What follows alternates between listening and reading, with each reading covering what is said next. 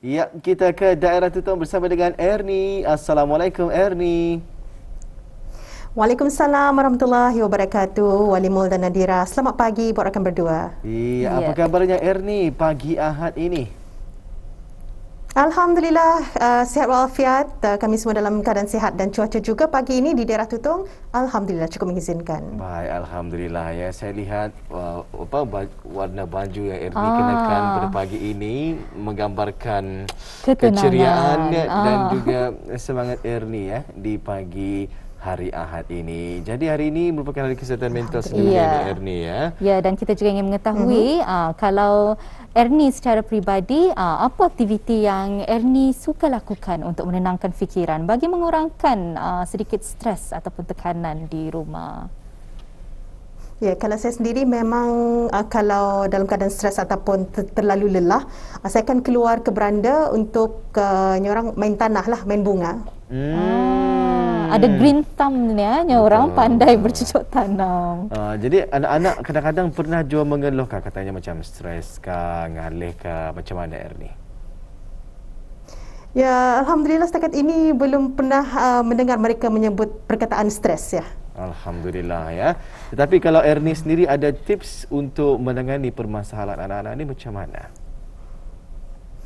Ya, kalau saya sendiri, kalau dilihat kanak-kanak ini macam ada banyak bunyi ya, ataupun kalau dilihat terlampau ngalih lah, kalau kita ni lihat selaku indongan ni, saya akan bawa mereka keluar ya untuk menyediakan kolam kecil untuk mereka bermandi-manda di luar. Wah, aktiviti hujung minggu lah maksudnya tu ya. Ya.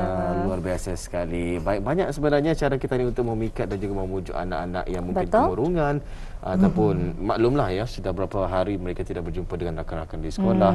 Jadi mungkin mereka memerlukan aktiviti sosial. Jadi begitulah ya, melakukan aktiviti rumah juga memadai untuk kata orang menyeimbangi kehidupan seharian mereka.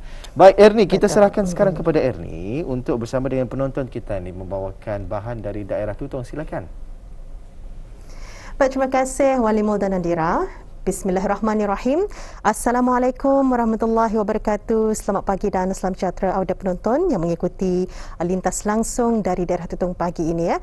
Baik, kita mengharapkan auda penonton dalam keadaan sehat dan jangan lupa untuk sama-sama kita doakan kepada kesemua petugas barisan hadapan dan sukarelawan belia COVID-19. Sama-sama kita doakan mereka agar terus diberikan ketabahan, kekuatan dan semangat dalam melaksanakan tugas mereka di setiap saat ya.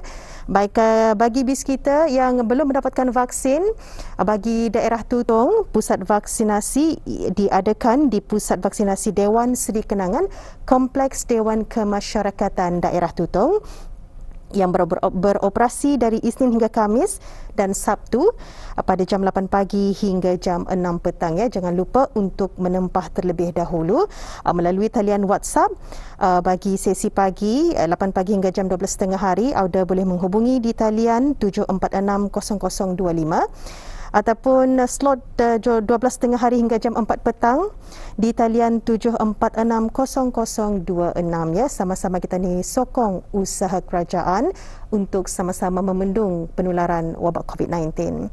Baik, untuk seterusnya audio kita akan kongsikan bahan semasa yang kami sediakan pagi ini.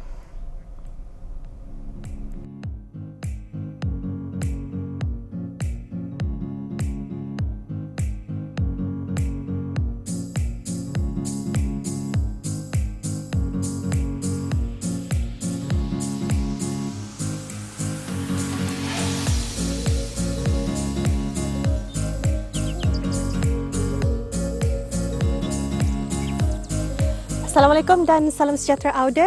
Saya berada di Kampung Merimbun ya. Memang Kampung Merimbun jauh dari Pekan Tutong dan sambil-sambil kita ni berjalan-jalan melihat keadaan suasana dan juga kehijauan di sekitar kawasan Merimbun ini, dapat kita lihat juga beberapa pohon pinang ya di sekitar kawasan halaman rumah penduduk di kampung ini. Jadi terkenang pula kisah ataupun cerita daripada Datuk Nenek yang dulunya selalu mengamalkan makanan pinang ini, apalagi ketika waktu saudara berdudun dan juga dalam acara-acara kerajaan. Jadi bagaimana pula dengan penduduk di kampung ini? Adakah mereka masih mengamalkan memakan pinang ini? Jadi kita berdudun setagal ke kampung ini.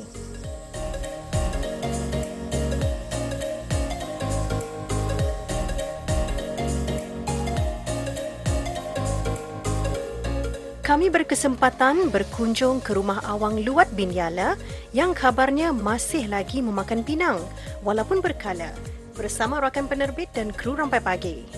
Kami juga ditemani oleh pemangku Ketua Kampung Merimbun dan Kuala Ungar. Pohon pinang yang masih ada di sekitar kawasan dan masih berbuah sangat menarik perhatian kami.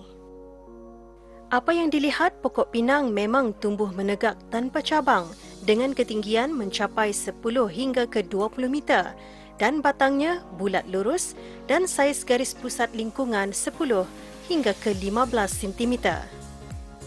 Walaupun pokok tinggi dan daun serta buahnya lebat, tetapi jarang kita ni mendengar batang pokok pinang ini patah.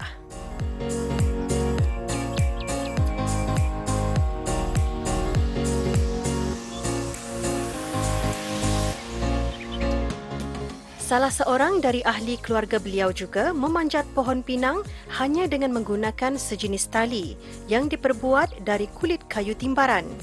Dalam bahasa dusun, ianya dipanggil tembagan.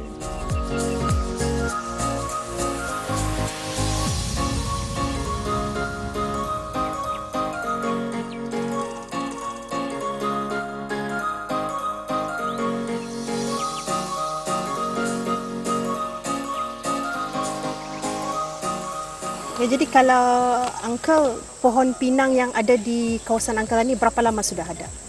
Yang pinang di kawasan sini yang ada dalam 32 tahun. Jadi kalau sudahnya berbuah, lepas tu habis buah lah. Jadi berapa lama tempoh ianya akan berbuah semula tu? Ya, kalau ia sudah bagas berbuah, ia kadang-kadang ada masa tu ia boleh bersambung. Habis berbunga baru, buah, masyarakat tu berbunga lagi, ia bersambung-sambung tu. Dia tidak putus-putus. Tidak putus-putus ah. Kecuali ada macam yang mengacau. Yang mengacau apa? Seperti tupai. Oh, tupai mengacau tupai, je ni. yang buah muda. Yang muda ta? Yang muda ini yang suka makan. Bila dimakannya ni, jadi ia tidak menjadi lagi masakan. Anis dah habis. Ia berbuah dah pernah bermasa ni. Jadi ini sekarang kita ni akan belajarlah cara mengupas pinang, makan pinang. Jadi akan kita bawa ke rumah kan ya, Kala? Okey, kita balik.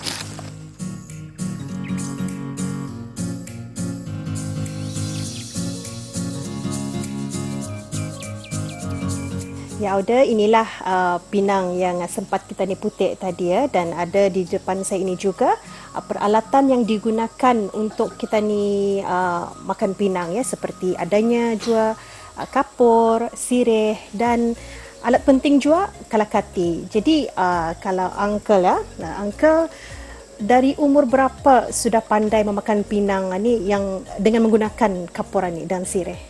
Mula-mula dulu saya makan pinang ni dari kecil lagi. Bukannya saya sendiri ni makan pinang ni, diajar oleh bapa saya. Saya sendiri tidak pandai lagi lah tu. Kadang-kadang apa yang dipapak, dikunyah oleh bapa tu, disuap di dalam mulut saya. Masa damit-damit masa lagi damit. tu. Bila sudah basah, saya pandailah sendiri mengupas pinang dan menyampur dengan kapur dan sirih. Campurannya bukannya sebarang tu. Kalau menyampur, salah sampur, mulut kita ni boleh hancur oleh kapur itu. Kapur itu panas. Ya panas kan, mulut kita tidak hancur. Tapi ialah kita ni berhati-hati menyampur itu. Ini banyak sirihnya, ini banyak campurannya. Dan lagi sirih ini pun bukannya kita ni terus ambil kapur, terus palit di sana terus makan. Jangan. Kadang-kadang sirih ini ia ada beracun juga.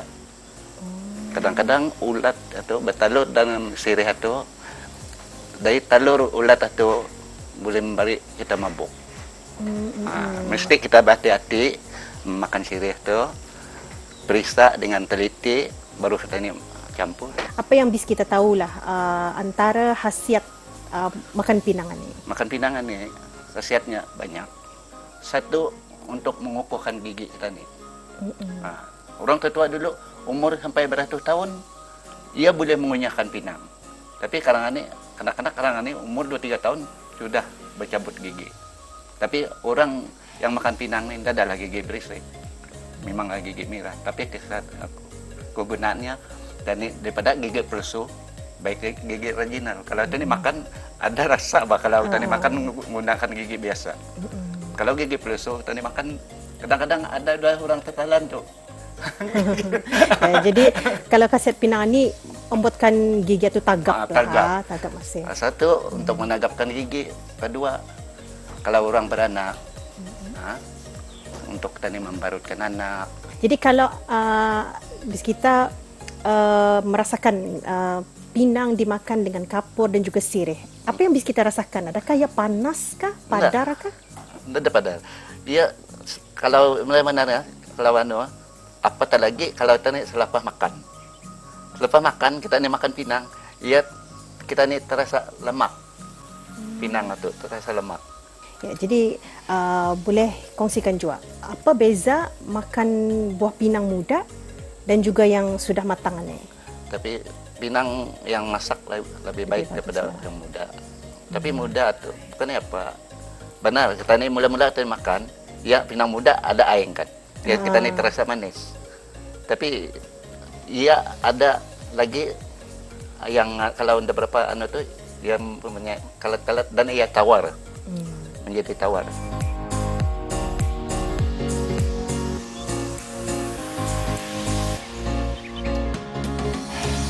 Selain untuk dimakan, pinang juga digunakan untuk perubatan kampung seperti barut anak damit dan beberapa lagi perkara mengikut kepercayaan setiap masyarakat yang dulu. Itu baru di antaranya penggunaan dan manfaat pinang yang sempat kita kongsikan. Yang pasti banyak cerita-cerita yang belum kita ni ketahui akan tumbuhan-tumbuhan yang dimanfaatkan oleh orang terdahulu dari generasi masa kini. Alhamdulillah Auda, inilah hasil kunjungan kami ke Kampung Merimbun. Terima kasih kami ucapkan kepada Tuan Luar dan juga terima kasih kepada pemangku Ketua Kampung Merimbun dan Kuala Ungar Tuan Sani sudi membawa kami meninjau ke Kampung Merimbun ya. Jadi banyak perkara yang telah pun kami pelajari, antaranya satu pengalaman menarik dapat makan pinang bersama sirih dan juga kapur. Selain itu juga banyak lagi perkara yang kita diketahui seperti amalan-amalan orang lagi dahulu. Jadi sampai jumpa lagi Auda, sampai jumpa lagi. Assalamualaikum dan salam hormat. Itulah Auda cerita yang dapat kami bawakan hari ini mengenai dengan buah pinang ya. Kunjungan kami sebelum ini ke Kampung Merimbun menemui penduduk kampung ya yang masih lagi mengamalkan memakan buah pinang ya, dan alhamdulillah banyak cerita yang kami perolehi selaku golongan masa kini ya, terutama sekali mengenai dengan buah pinang yang dulunya dijadikan sebagai ubat ya, dan apapun semoga bermanfaat untuk pengetahuan kita ni semua mengenai dengan khasiat buah pinang. Baik, itu saja Auda yang dapat saya bawakan hari ini. Kita akan bersama lagi esok pagi dengan pengisian bahan visual yang lain pula ya. Untuk seterusnya saya akan serahkan semula bersama Walimul dan Nadira. Silakan.